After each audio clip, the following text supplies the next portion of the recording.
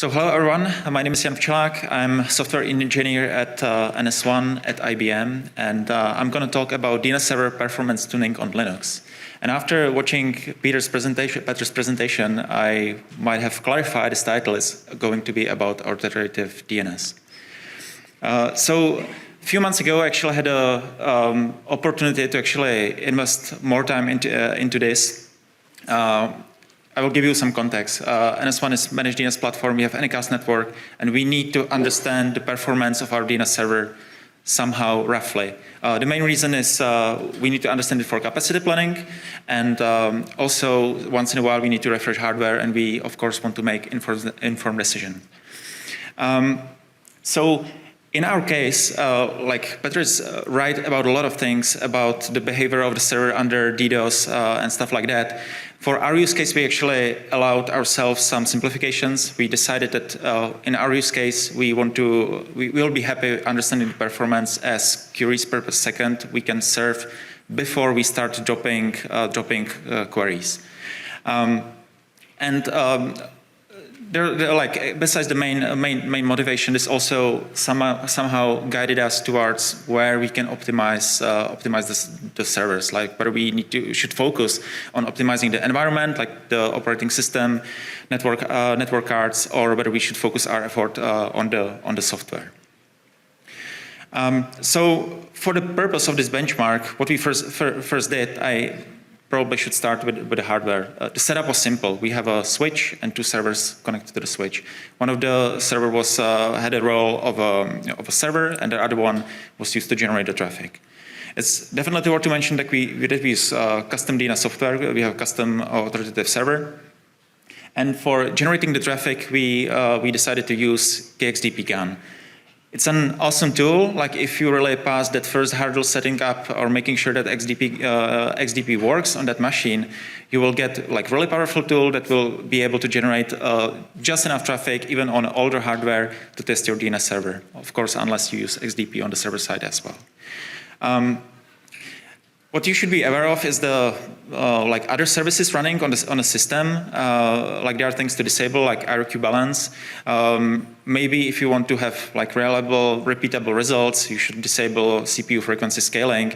And you should be aware of things that are otherwise running on the machine, but you still should be like realistic. You probably don't want to completely disable firewall and stuff like that. We use tools that are normally available in Linux distributions, nothing fancy. And now for the testing itself, we extended our server to actually have a little echo mode within it. So if it's like a development mode, so if you run the server in this mode, you can basically benchmark, separate like the networking code, which is responsible for reading the packets, parsing them, and in the echo mode, we just flip the QR bit in a header and send the response back. It allows us to like separate the actual like DNS or the business logic that is specific to our server from the networking code. And so we did this first. We ran the benchmark, and this also was good to just get a confidence in the setup, to get a confidence that the tools are working as we expected. And also, you will, if you do this, you will also identify a few things that that could be optimized immediately, like something that is obviously wrong. So after we did all of this, we of course run the server in like production mode with production data, with some sample of production traffic, and like compare these numbers, which is again useful for the optimization. One thing I definitely wanted to mention that if you are running DNS, DNS is like prefers UDP, so it's mostly UDP, and it uses small packets. So if you are thinking about like the capacity in a context of your network adapter, like you have 10 gigabit network adapter, it's not only the throughput. There's a lot of overhead if you are trying to process a single packet. So if we just assume DNS, IPv4 and UDP and average DNS message size of 100 bytes, if you do the math, you will find out that you have to process 7.5 million queries per second on 10 gigabit interface. And if you compare it to a different protocol that can use like larger packets like HTTPS, it's one order of magnitude higher, which is a lot. You don't have a lot of time. Like this is like a theoretical limit you can reach. Let me now talk a little bit about how the processing in a Linux system looks like. This is kind of simplified, but it's just is enough for the purpose of this talk. So on the left side of this diagram, I don't know if this pointer works. Oh, probably not. Oh, it does. So on the left side of the diagram, this is like the part that is the network adapter, and on the right side we have like software, so the operating system, the DNS servers. And when there is a packet to receive on the network adapter, there is this component called receive side scaling, which decides which receive queue to use for that packet. This is configurable, but the packet will end up in one of these queues. And eventually, the network adapter will generate hardware interrupt. Each of these queues has a separate hardware interrupt. And some CPU will handle the interrupt, a scheduled transfer of the data to the memory. Then the operating system will parse the header of the packet. Then the operating system needs to determine which socket is like associated with that traffic, and it will move the data into the buffer that is associated with that socket. And then the application eventually will read the data from the socket, parse the DNS message out of it, generate a response, and again, there's also a way out. So the application writes something into the socket. The operating system, again, needs to determine which transmit queue to use to send the packet out, and eventually it's transmitted out. And again, there is another interrupt which confirms to the operating system that the transmission was complete. So there is a lot of context switching here. There are interrupts. There is kernel space, user space. It's expensive if you have so many packets. So any goal of optimization, or what I think makes a lot of sense, is basically trying to evenly distribute the load as much as possible, and also try to avoid any expensive context switches, or all context switches if possible. So you can, for instance, start by just determining or allocating some number of the CPUs to your DNS server. Once you have that number, like each DNS server instance or thread can be like pinned to one CPU. You can do that easily. There are tools for that, or the application can do it itself. And what proved as a working solution for us was also adjusting the number of the transmit and receive queues based on the number of CPUs. So having one queue and one CPU, like matching, and having one CPU handle one queue, and also running the one DNS server works the best. So if you want to adjust the number of queues, there is add tool, set channels, simple as that. So now we have CPUs pinned, we have a number of queues. Now we have to make sure that the traffic is distributed evenly. Again, there is add tool rxflow hash, which is a command where you can like configure how the packets are distributed. It's usually by hashing some portion of the packet. For DNS and actual production traffic, IP address, it can look up to UDP port numbers. So if you use that, you will usually get a good distribution of the traffic. And then there are a few things to tune around the interrupts, because as I said, like each of these queues has a special interrupt number, and in proc IRQ SMP affinity, you can actually set that these interrupts should be handled by some CPUs, or by one CPU. So that's what we want. And the operating system also on the egress path is deciding which queue to use. And there is this fancy thing called XPS, which is transmit packet steering. And if you just turn it on, it will do exactly what we want, because it will the operating system, like Linux, will determine the transmit queue based on the receive queue. So in that setup, we will get even distribution of the traffic, and we also have one CPU responsible for processing of a single packet along its lifetime. So now how to determine the number of the threads to run. So I did the naive approach. I just started with one thread, and I was like increasing the traffic. Then I added new new DNS server instance, and I was just plotting it on a diagram. So this is the red line. And at some point, you see the number at 16 server instances suddenly dropped. And this was actually quite a surprise to me. I didn't expect that steep drop. And the reason for this is that the contention somewhere started to happen, and the performance just went down. And it's because of hyperthreading. Like this server had 16 physical CPUs and 32 cores, like the logical ones. And so I tried more. I tried to add in more cores or more CPUs, and it didn't help. Like I never get to past that 16, past that number 16. So I actually have it here as on the example on the right. So I said it's 16 CPUs, 32 cores. It is Intel, so hyperthreading. And I was running 20 instances. And if you look just at the result of, or at the HTOP output, you will see that the CPUs are evenly loaded, which is a good sign, which means that the traffic distribution to the queues works correctly. But you will see that the cores 0 to 4 and 16 to 19 are maxed out. And they are maxed out because like 0 and 16 are the CPUs that share the same physical CPU, and they are competing for resources, basically. So once this happens, once the cores start to max out, you will see packet drops on these queues that are like associated with these CPUs. So just generally looking at CPU load, I think it's first thing you should do. If you don't see the even distribution, you should look at proc interrupts. Because the proc interrupts has a counters for how many interrupts were handled by each CPU for each interrupt number. So for the interrupts that are like associated with these network queues, the numbers should be roughly the same. If they are not the same, then something is wrong with the receive side scaling, and you should have a look at that. You can also have a look at packet drops. IP stats link will give you the numbers. This is when the packets are dropped on the network card. And also, if your software is slow, you will see drops on the socket buffers in the user space. You can see that with SS-h memory.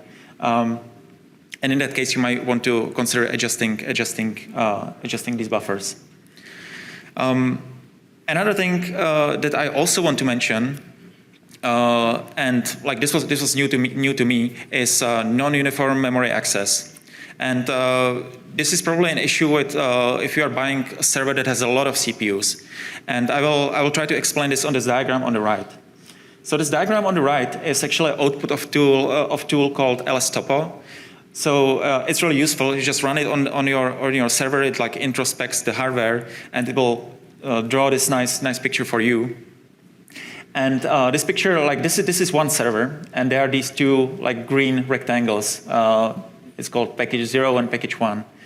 And in each of these rectangles, you will see these gray rectangles, and these are the physical CPUs. So you can see that this server has 32 CPUs, and each of them has like two cores. So it's 64 CPUs total, but they are not all the same. And now why it's called non-uniform memory access? Because you can also notice that at the top, there is like one memory bank, 500 gigabytes, and there is another one.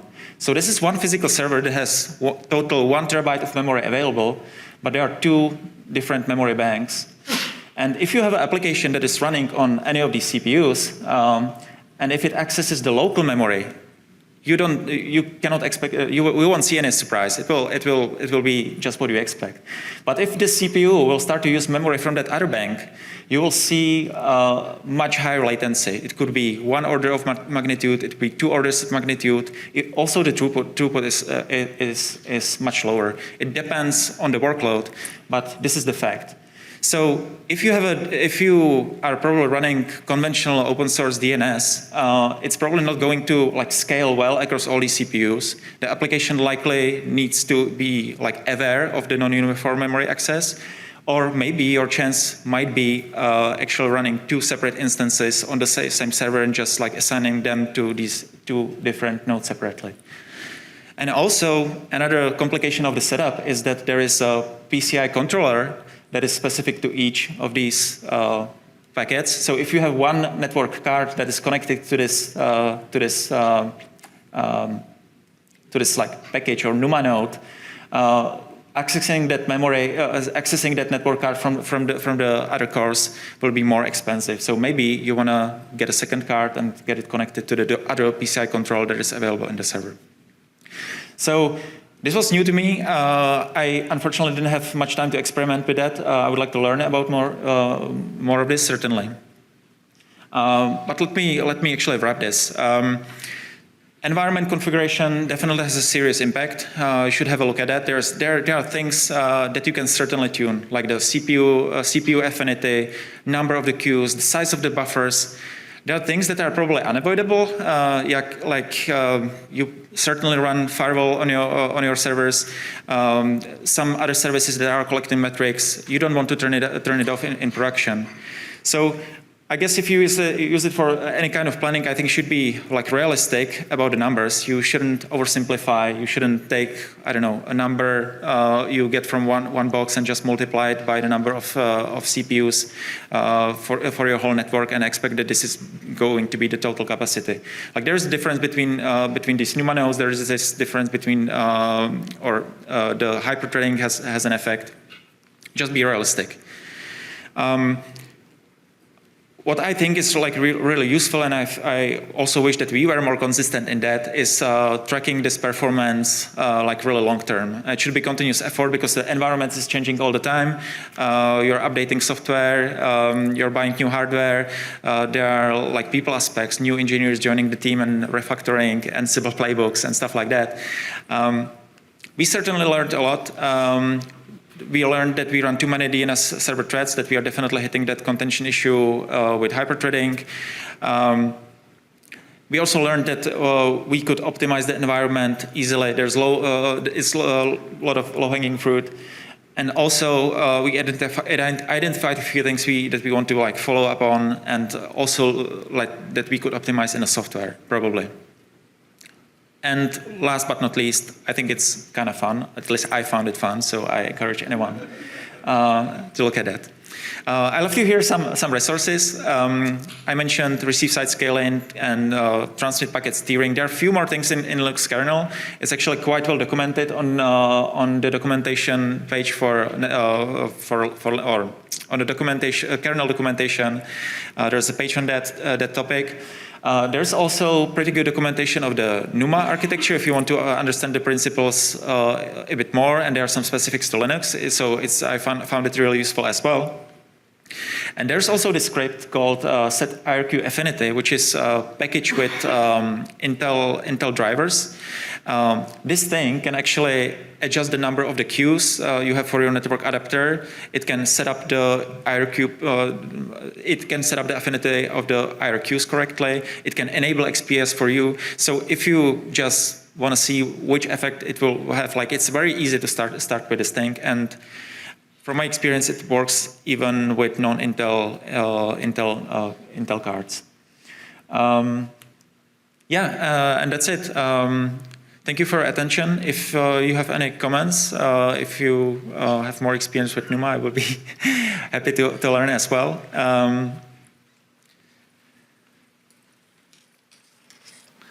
Yeah, I'm not seeing questions in the room, but there was one in the chat. Oh. Ray snuck up on me.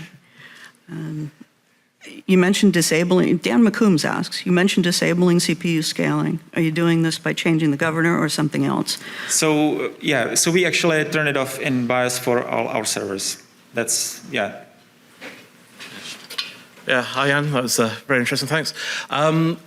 If you're running on Linux, there's a tool I developed called ETHQ, which actually is designed to show BPS and QPS on a per queue basis for a NIC.